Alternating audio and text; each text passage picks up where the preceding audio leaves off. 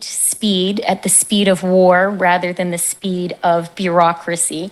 And I'm very grateful to everyone, and I'm most of all grateful to the students who are here. Thanks, Meric, for starting with that land acknowledgement, and also to my Edmonton friends for that great Edmonton land acknowledgement. Que vous soyez à Edmonton, à Kingston ou à Montréal, je sais que ce sera une journée importante pour des milliers d'étudiantes et étudiants partout au pays. Et je suis très heureuse d'être ici avec vous.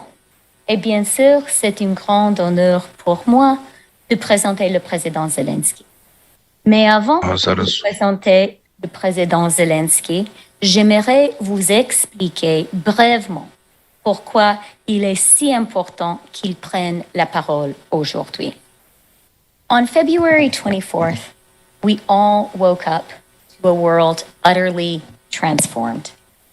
As we slept, Vladimir Putin had opened fire on the people of Ukraine.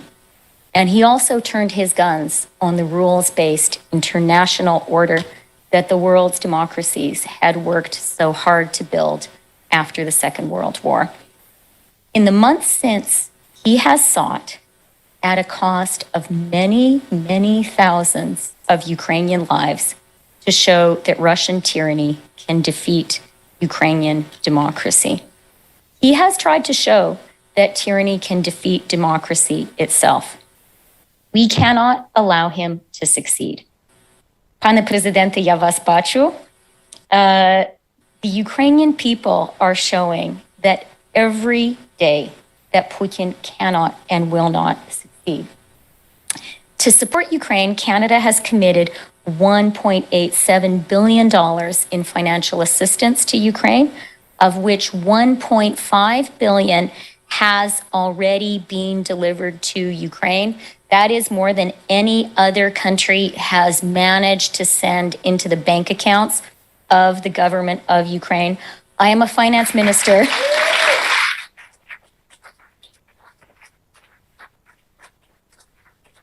I'm a finance minister. I spoke to Serhiy Marchenko, Ukraine's finance minister, this morning. I talked to him a lot. I know he needs money to fight this war, and Canada is there.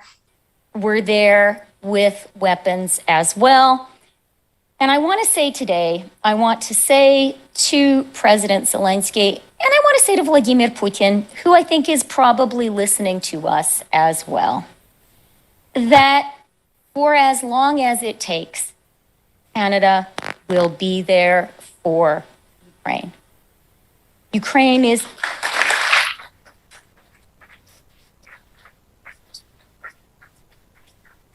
Ukraine, of course, is fighting for its own democracy, its own freedom, but we recognize that Ukraine is fighting for us too.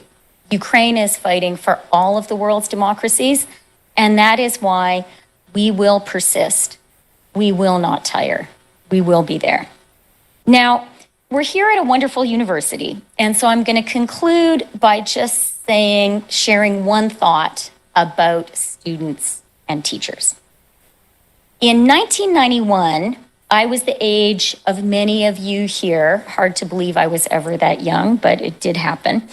And I began my career then in that year when the Soviet Union collapsed and Ukraine became independent.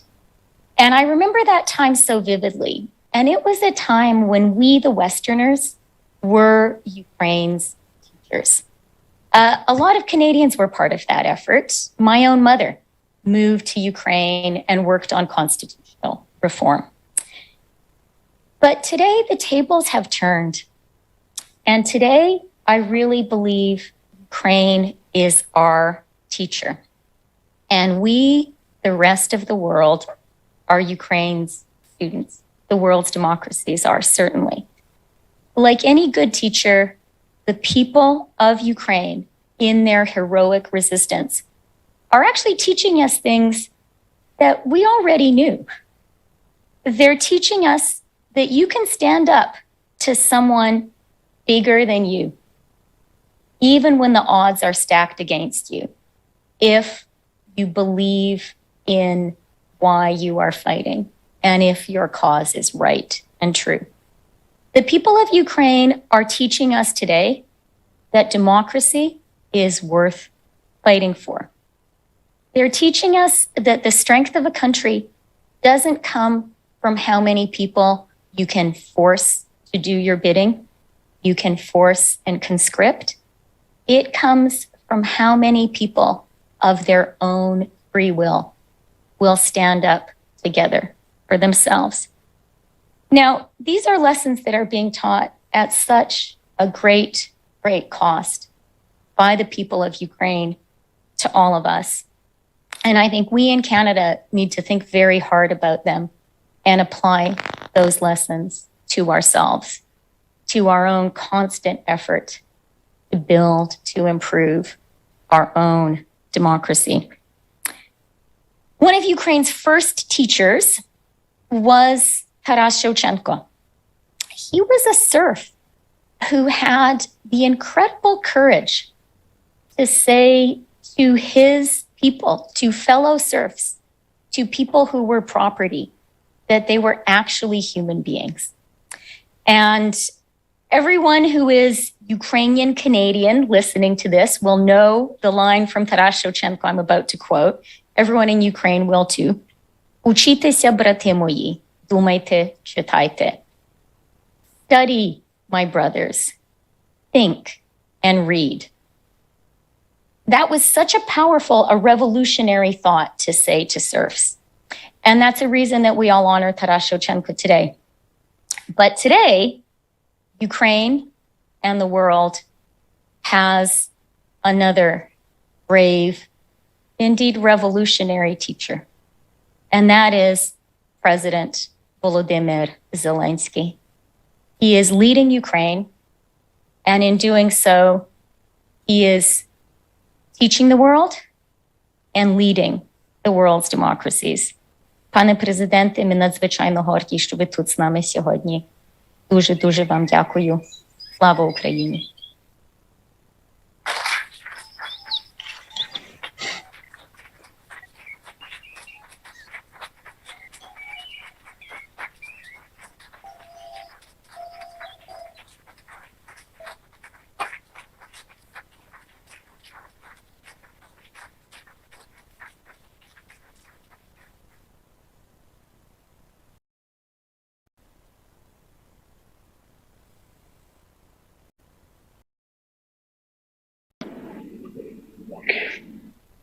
Дуже дякую. Thank you very much. Thank you very much for so many warm words. I'm not sure that I deserve them, but I'm sure that our people deserve them. Thank you for this opportunity, ladies and gentlemen. We are prepared to surprise the world, and I said those words in Toronto. Today was already referred to during the conference dedicated to Ukrainian reforms 3 years ago. And who could have thought that there will be the big reform in a different sense? 3 years ago, when I was showing my vision, I was citing the team that you know very much, Toronto Raptors, NBA champions of 2019. This is when you win, when no one is expecting you to win. By bringing together and uniting, you do things that seem to be impossible. And this is how I was describing our goal, the goal of our country, the common goal of Ukrainians. Who could have thought that 3 years later, this would sound totally different?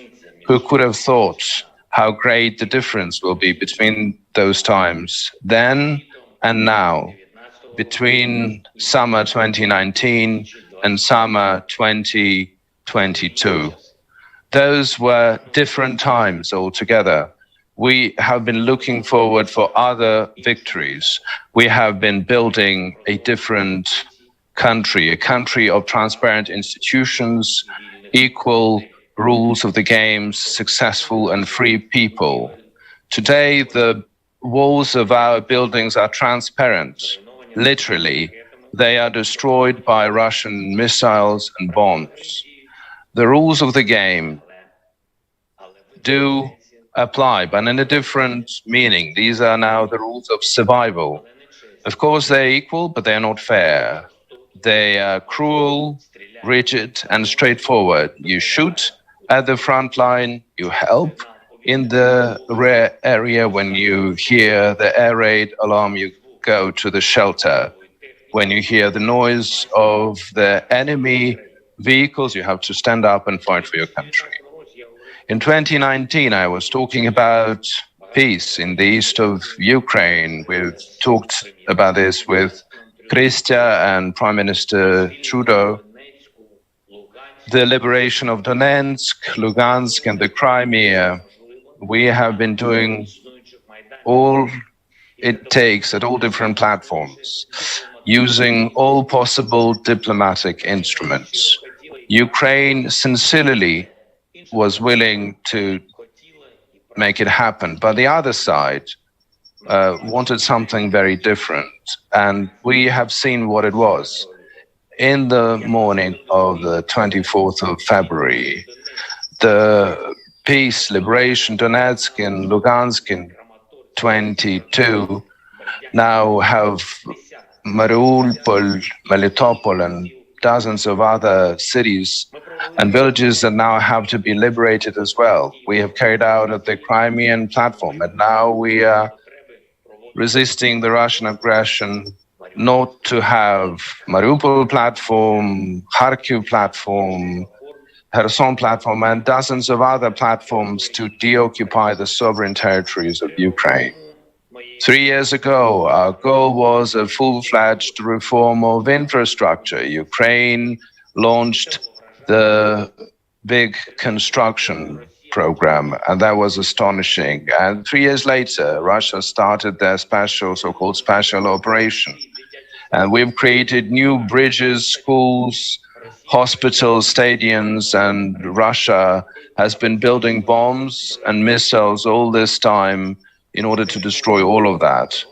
3 years ago in Toronto, I was talking about the restoration of Donbass, and we have brought together hundreds of investors and companies from around the world there in Donbass, and we organized a forum in Mariupol. 3 years later, that city is almost non-existing, eradicated. In 2019, we were talking about the rebuilding in the east of Ukraine. Based on the preliminary calculations, we required about $10 billion. At that time, that amount was shocking, it seemed. 3 years later, it's times and times higher, and we now require hundreds of billions of dollars for restoration. And now, not only these, but we're talking about the south, the center, the north, the west of our country, which need to be rebuilt. We are divided by 7,000 kilometers in the ocean. We have a full understanding. We are separated with Russia by common border, but there is an abyss in between us in actions, in words, and most importantly in values. In 2019, I was talking about my dream country, about a state where the highest value will be the human being. And in 2022, we are fighting against the aggressor whose highest value is weapon. My dream was a full-fledged digitalization of Ukraine, and we became the country in the smartphone. And the goal of Russia is a full-fledged occupation of Ukraine. We became the country in the boots, the country in planes, in tanks, shelters, in trenches. The way we work and live is now different, and not our vision, our values. The path that we are going to our goal is now different, but the goal is not different. The teachers of our universities sometimes are teaching from the trenches, from the front line. Our teachers are recording their lessons and the task for and home assignments for the school children during the air raids or in the metro, subway, shelter. Sometimes they even marry in Zoom because there's no any other way around. And 3 years ago, we were talking about the capable local government. And 3 years later, we're talking about powerful territorial defense. Those were different times. Our goals have not changed. The only difference is, in order to make it all happen now, we are fighting against the second strongest army of the world. We are fighting for our future, for our freedom, and for our land, just like 80 years ago during the Second World War. Today in Ukraine, we have a special day. We commemorate the heroic deed of former generations.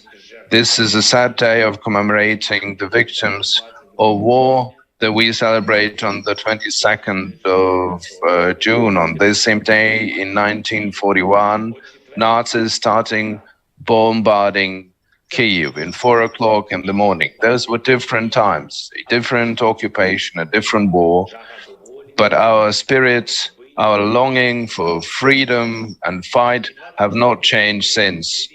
And on the 24th of February, 2022, at 4 o'clock, on that same time when Russian missiles flew into Ukraine, we stood up to defend our country. Today we are fighting for the future of our children and grandchildren, for the possibility and opportunity to build a new country. We already surprised the world. We've come together to do the impossible, and we shall prevail, although against all the odds, for the free and democratic future. And those will be different times. What kind of times and how this will look like, we will see together. We will go there together. And I think this is something that we will discuss here today as well. Thank you for this opportunity. Thank you for this meeting. And thank you, Canada, for your support. Slava Ukraini.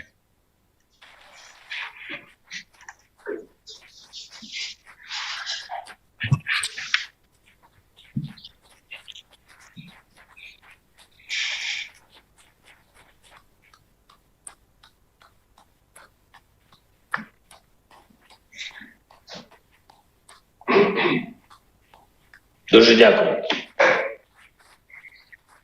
Thank you very much.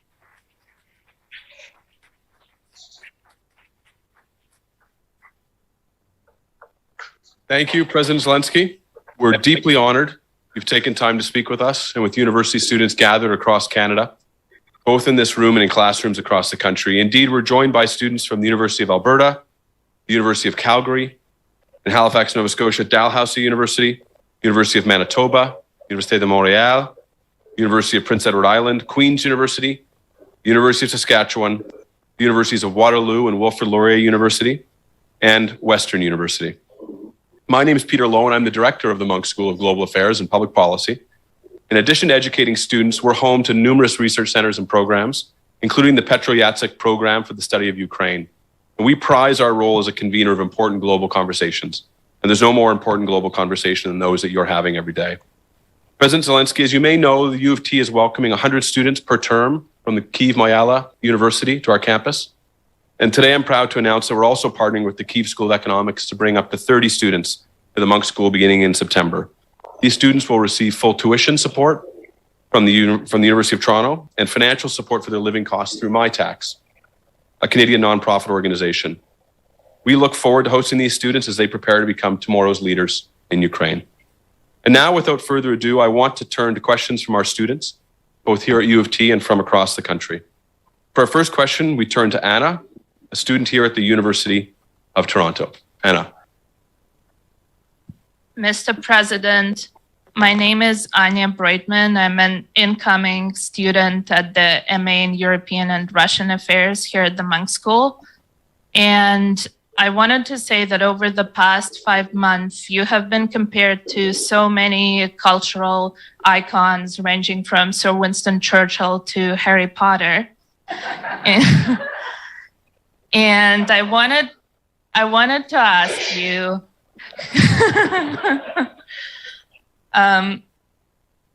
who your own historical or literary role models are that you look up to for strength and inspiration. Thank you.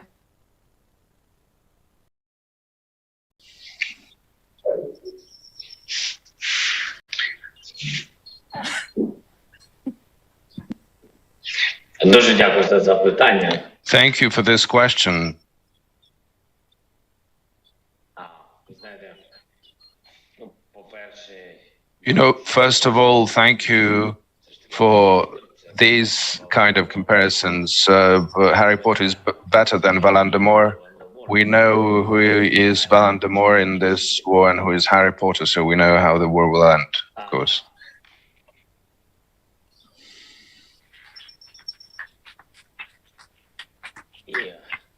дякую. Thank you. You know, to be honest, Напевно, буду банальним. I will be very trivial in my response. Sometimes you need trivial things because these things that we love sometimes are very simple, but they're very clear and straightforward. I think that such role model are the people of Ukraine, and there are very many of them. And there were many cases of this. It's just will be my general response. An ordinary Ukrainian farmer who could take his tractor and close off the road to the Russian tanks during invasion. An ordinary woman in our village who went out and stopped the armored vehicles with her hands, bare hands. Our beautiful children who sat in their apartments when the enemy missiles hit their house, and unfortunately they rest in peace in our history and in our memory. These are Ukrainian people who have stayed in Ukraine and who have not given away our freedom, because we can talk about the values that we are protecting, and this is true, and the main value is our people. This is our treasure, and this is what I look up to.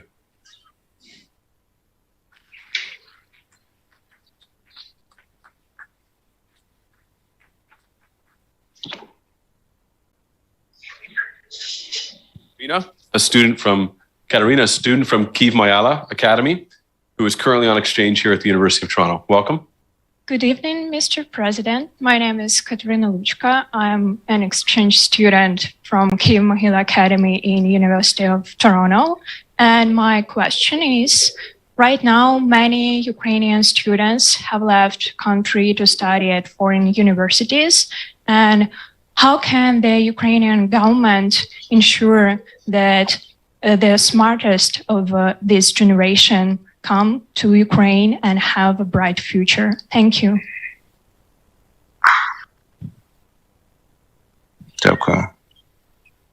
Дуже дякую, Катерина, за Thank you, Katerina, for your question. First of all, I would like to thank for such beautiful exchange programs. I would like to thank Canadian government and the rectors universities for making this available to our students and supporting them. We have Kyiv Mayala Academy students there. I know that the level of their knowledge is quite high. We can be proud of them. So I am happy that they have the opportunity to improve themselves and get new knowledge and experience in these exchange programs. Regarding what our government can do to ensure what you asked, there are several stages that we need to pass with our government and people. We need to make sure that our security aspects are protected. We have to stand strong for our land, for our universities and cities, and use the capacity of our country. It is big, but we have to develop it, start developing it when the peace comes to our land.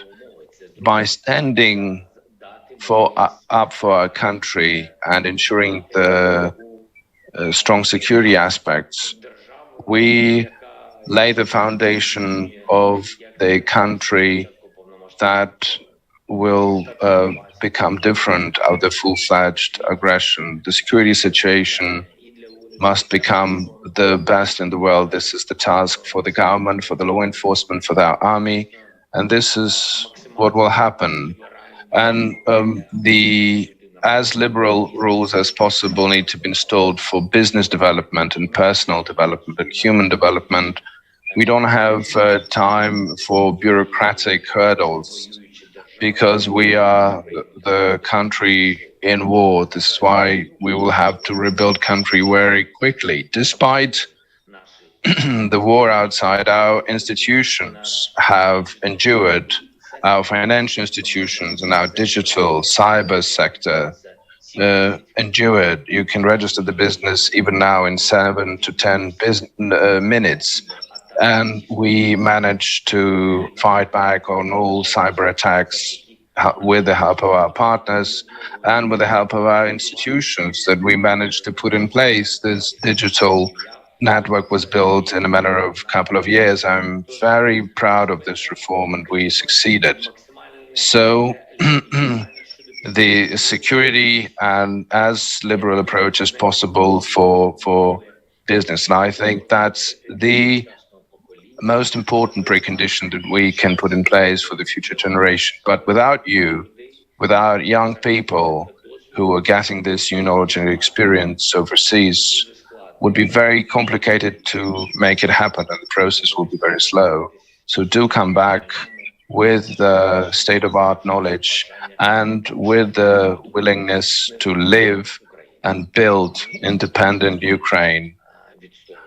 And we are standing here for this, I'm sure.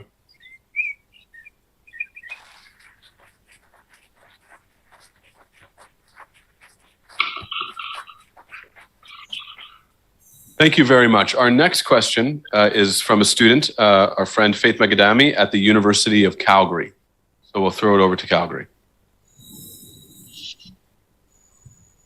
Hello, President Zelensky. My name is Faith Mogadami, and I'm a nursing student. I wanted to say I am greatly humbled by your work and resilience during this time, and I'm grateful for this opportunity to speak with you. In preparation for this interview, for this question, I learned that you don't like to be asked the same question twice, so please forgive me if you have heard this question before. My question is, with the availability of social media, much of the war has become publicly accessible, unlike ever before. How do you believe the internet has shaped how the world perceives the war on Ukraine? And as a well-known comedian, how has humor found through the internet affected how we all experience the war?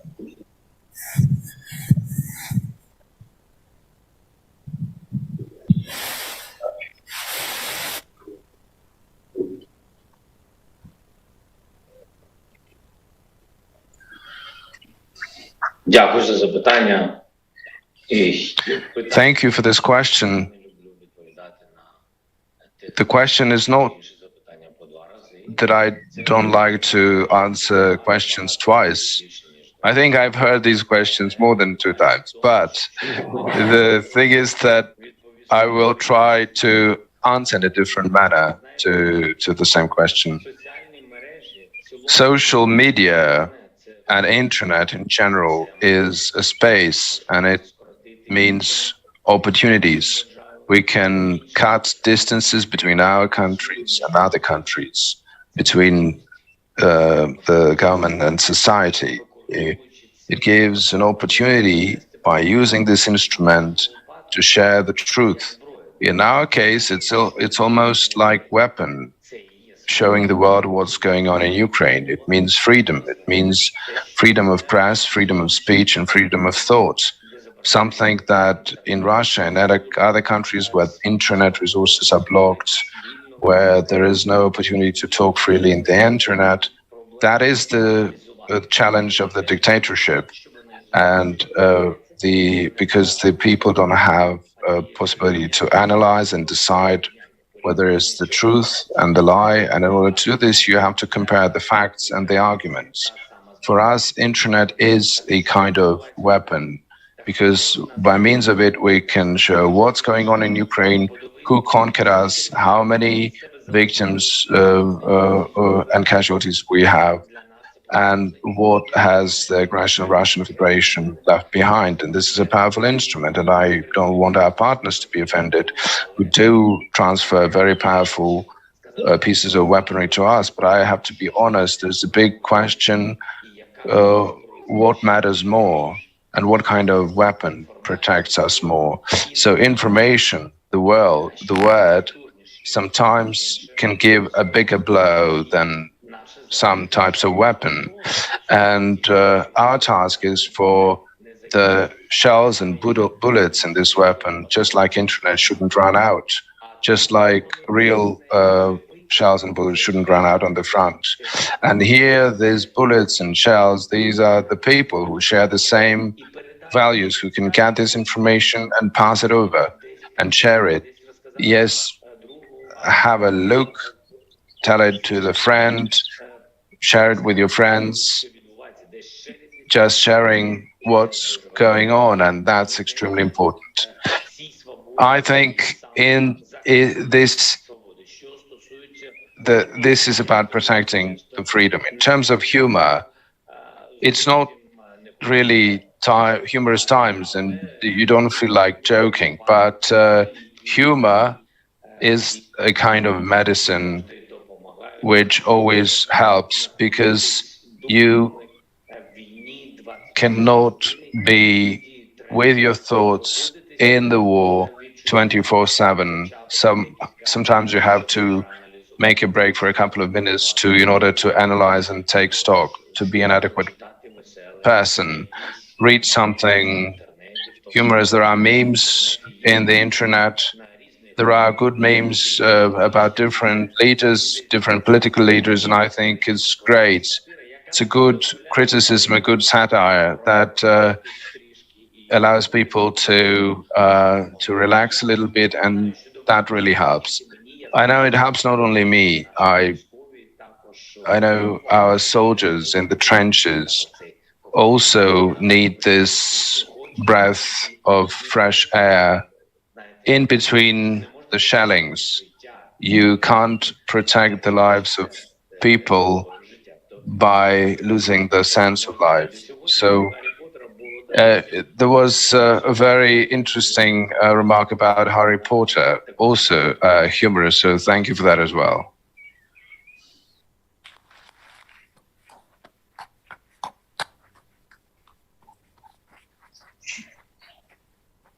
Our next question comes from the University of Saskatchewan, and we're joined by Quinn Rozwadowski, who's a political studies graduate at University of Saskatchewan. Quinn. Greetings, President Zelensky. It is a true honor to speak with you today. My name is Quinn Rozwadowski, and I am a student at the University of Saskatchewan, located here on Treaty 6 territory and the homeland of the Métis. So as a young person here in Saskatoon, Saskatchewan, I'm greatly concerned by the increasing self-centered nationalism and flagging commitment to promoting democracy around the world that I see here in North America. How do we fix this problem and convince our neighbors that the ideal of democracy is worth fighting and sacrificing for, even on the other side of the planet? Thank you.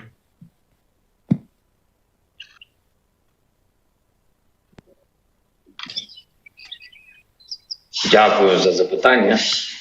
Thank you for this question. I didn't hear the name.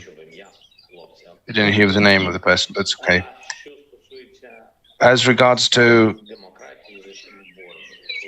the democracy, what we are fighting for, when we are saying that we are fighting for common values, this is absolutely true. The war has no distance. We are fighting for the same values, just like any other country who would like to live in the democratic world and have the right to choose where to live, who to live with, what to do, and who to love. So this is what life is about. This is about the right of choice, the most precious what we have. And the deepest sense of democracy, your own right to choose the right for your own life, and we are protecting this. As I said, in the contemporary world, the war has no distance. When we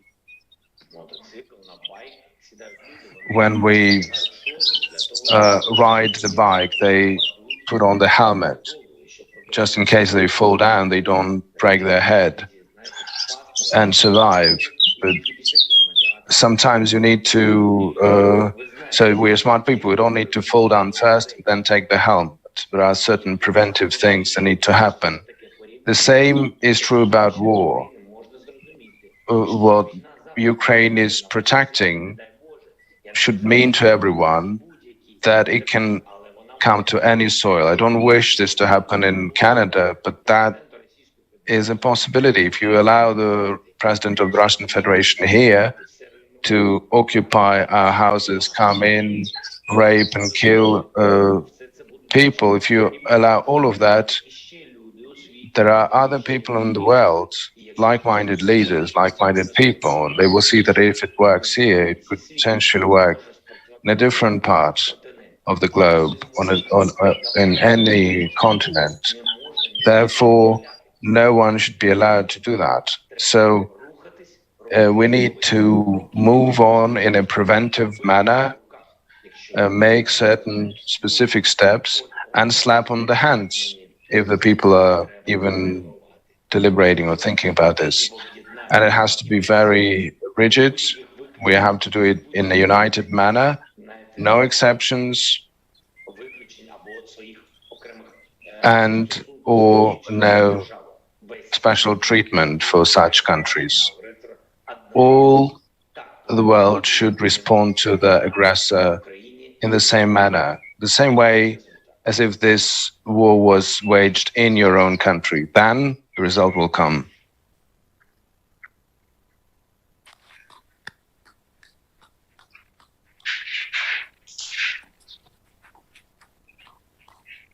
Thank you very much, Quinn. The next question is here at the University of Toronto, and I will hand the microphone over to Emma.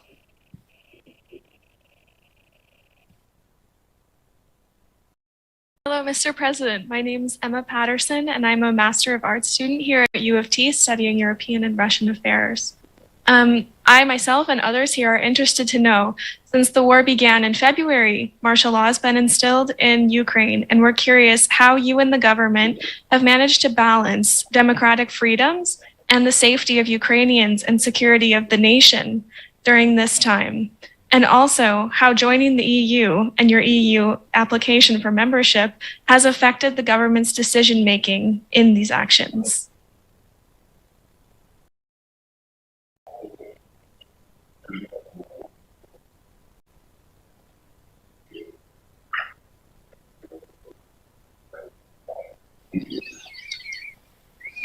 Дякую за запитання. Thank you for your question. You know, unfortunately, I have to acknowledge that we have not had a martial law before this, never. Therefore, we had to respond very quickly, sometimes very rigidly, because when you are protecting democracy, there may not be questions in having only democratic means and tools to do so, because the democracy is the right for the dialogue, to the right for a choice, but when the war is going on, there is no time for dialogue or discussions. Unfortunately, there is no time for this, because you're counting not seconds or minutes, but human lives, the number of survived and the number of dead. Very clear rules. Clear, rigid rules, swift rules without dialogues, without any redundant discussions. It's not about democracy. So I have to state that in order to protect the democracy and freedom in the country, sometimes you have to go fast and non-democratic. But when this ends, when the war ends, I think this will bear good fruit. In terms of entry into the European Union and the candidate status for our country and society, I do believe that tomorrow, day after tomorrow, these are two decisive days. Ukraine will get the candidate status for the European Union. We have been going to this point of time for very many years, several revolutions, the war. And that's a very crucial moment for us. Some people in my team are saying that this is like going into the light from the darkness. This would mean turning another important page of our country and a very positive change. And I do believe that all of these 27 European countries will support our candidate status. In terms of our army and our society, this is a big motivator, a big motivation factor for the unity and for the victory of Ukrainian people. Thank you very much.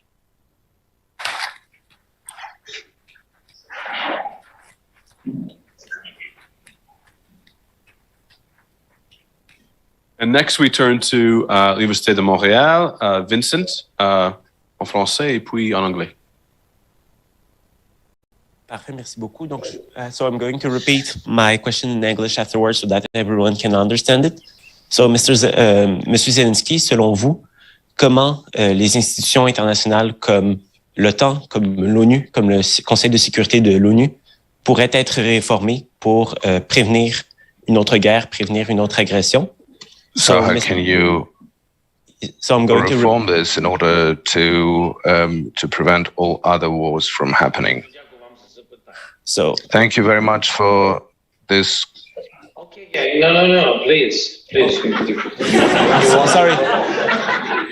It's all over. Well, I was going to repeat it in English, but so how, in your opinion, could international institutions such as the UN or UN's Security Council or NATO be reformed to prevent other international crises such as this one, other wars, other aggressions from one country to its neighbors? Thank you.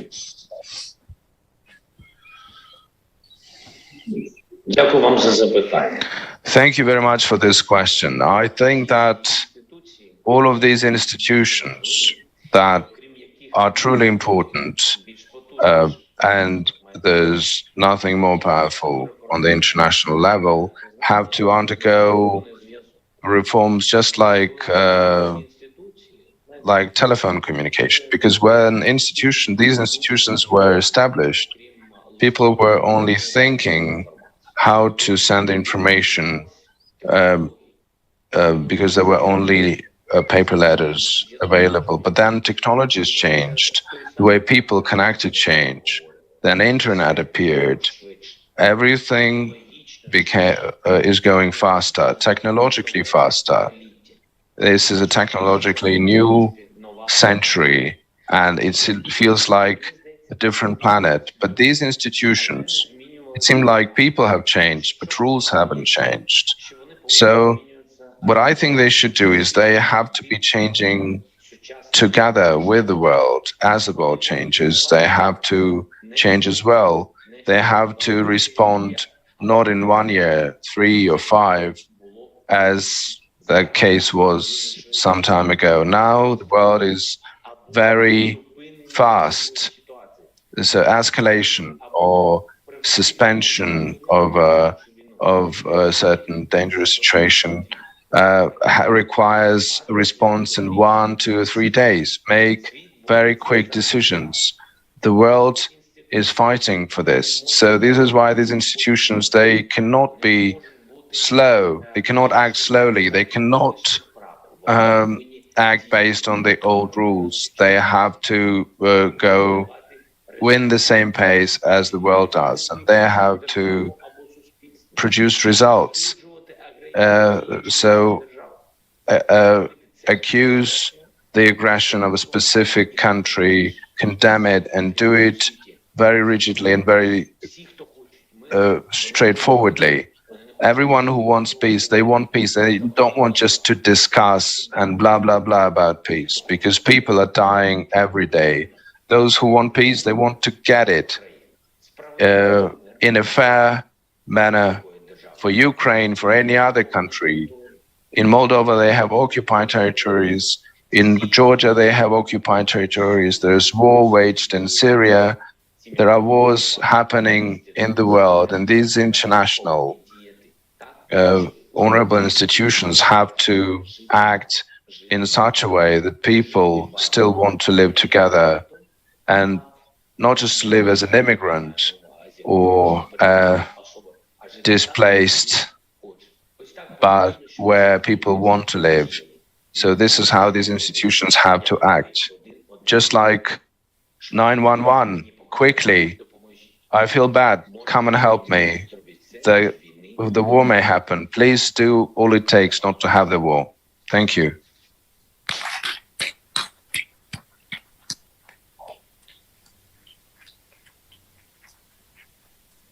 Thank you, Mr. President. We now go to River, who is based at the University of Alberta. Hello, my name is River Hoffis. I am the Vice President of the Ukrainian Student Society here at the University of Alberta, and I'm also VP West for the Ukrainian Canadian Students Union, or SUSK. I'd like to thank you very much for giving me the honor of asking you a question today. I would like to know what Canadian students and Ukrainian students in Canada can ask their political representatives to do at this time and into the foreseeable future to best support Ukraine's most crucial needs. Thank you. Дуже дякую.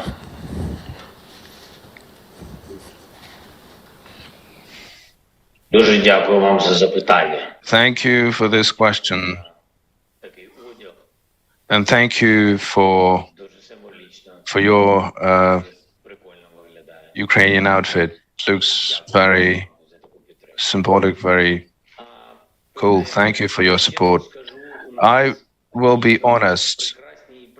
We have very good and very efficient relations with Justin Trudeau. I'm grateful to the Prime Minister and his wife, Sophia. They are supporting Ukraine indeed on different levels.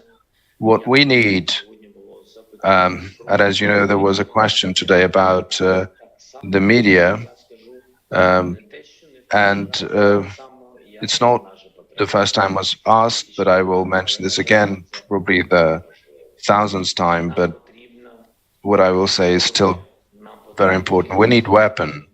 We need financial support, we need humanitarian support, and we need permanent 24/7 sanction pressure.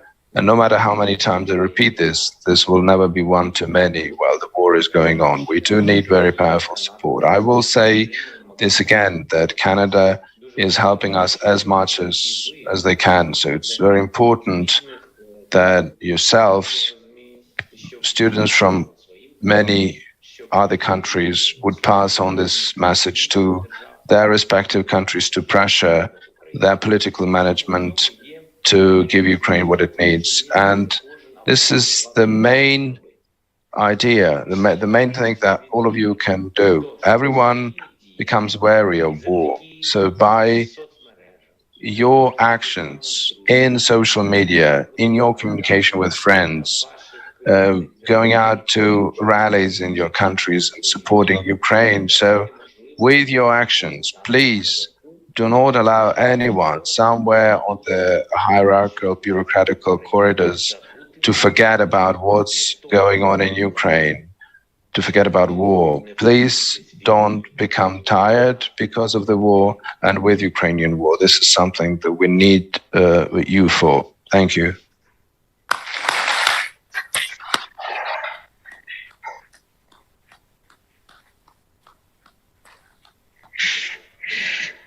For our final question, we turn to Adam at the University of Prince Edward Island. Hello, President Zelensky. Thank you for being here, and thank you for the inspiration you provide us each day. Not very long ago, you were an actor. I'm wondering what it was that made you want to switch career paths to ultimately lead your country, and what made you confident that it was possible.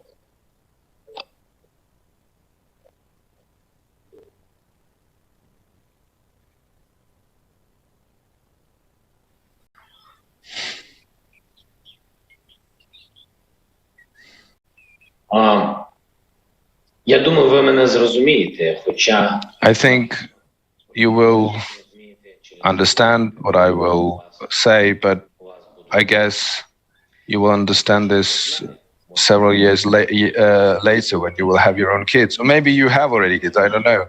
But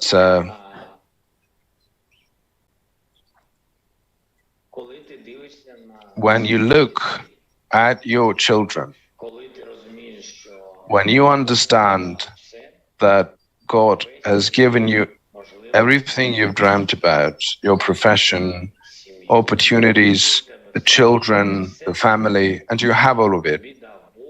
And this was all given to you by God, by your parents, and the state. A very unique country that you simply love. You love the nature, all of it. You just love it because this is your home.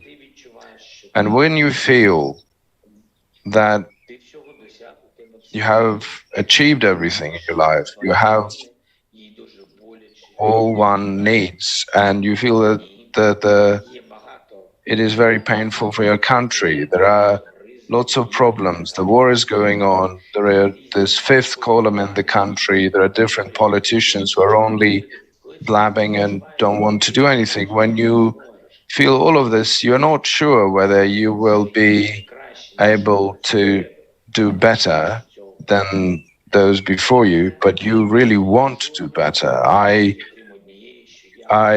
had no other emotions but the only one, that for what I have, for who I became, and what I possess, I have achieved all of this not alone. This country has helped me to do that with many different things, starting with the family that I was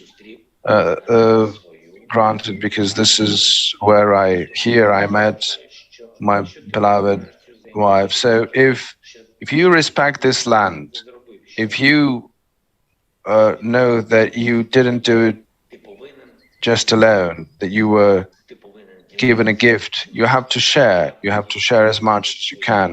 And this is what I wanted to do. I wanted to share my energy, my strength, my experience, my openness. I wanted to share the biggest treasure that I have, my time, the time that I wanted to sacrifice and pay back to my country. And I am proud of becoming president. I am proud that our people voted for me. And for me, that is a big event in my life. Ukrainian people have entrusted me with this, and I'm proud to be the president of Ukraine. That's all I can say. Thank you.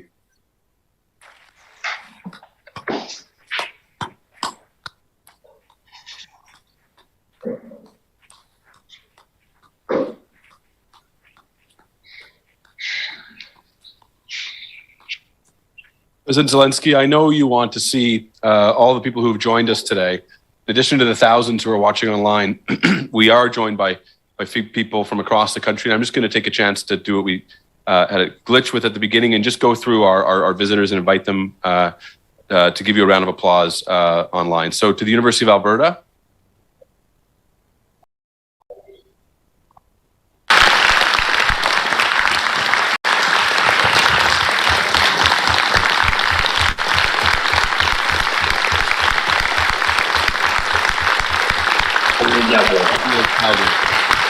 Thank you so much. The University of Calgary. Thank you. University of Calgary.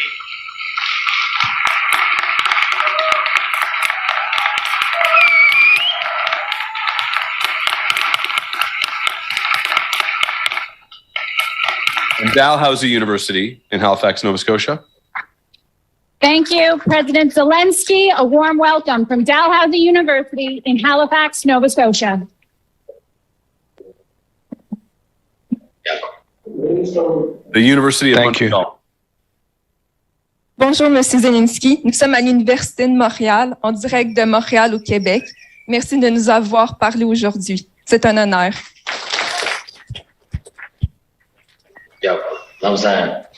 Thank you. Same to you. University of Prince Edward Island.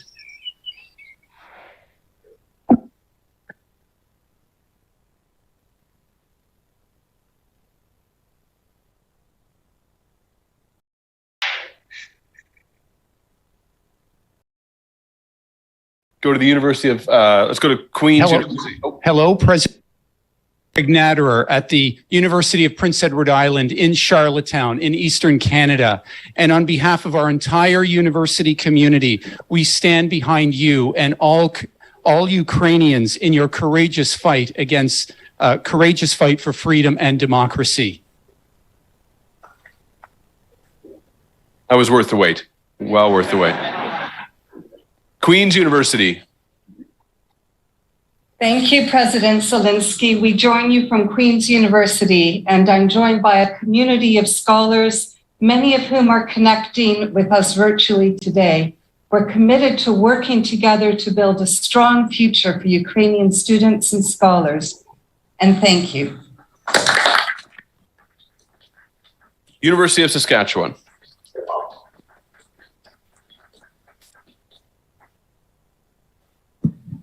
Greetings, President Zelensky. Dobry den. My name's Irene. I'm honored to be here on behalf of the University of Saskatchewan.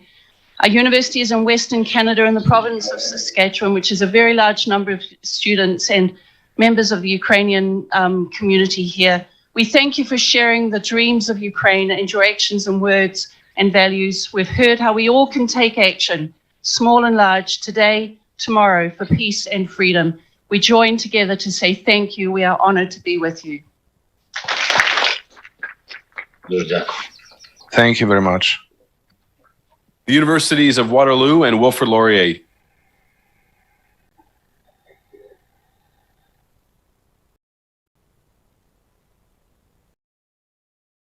And actually, we'll go right to Western University in London, Ontario. Great. Aaron, you're right. Hello, President Zelensky. Thank you for being with us here today. Pause. Go ahead. Дякую. Thank you very much for this. Thank you. President Zelensky, thank you on behalf of all the students, the faculty, supporters, and members of the public who have joined us here across the university and online. I think what Churchill said about the Greeks, we will now say about Ukrainians. Hence, we will not say that the Ukrainians fought like heroes, but that heroes fought like Greeks. But that heroes fought like Ukrainians, excuse me. And we'll certainly say that true leaders led like President Zelensky. We're deeply grateful for this opportunity with you. We pledge our continued support for your struggle for freedom, for self-determination, and for democracy. Thank you so much for joining us today at the University of Toronto. Дякую вам. Дуже дякую. Thank you very much. Thank you. This is a big honor for all Ukrainians. Thank you.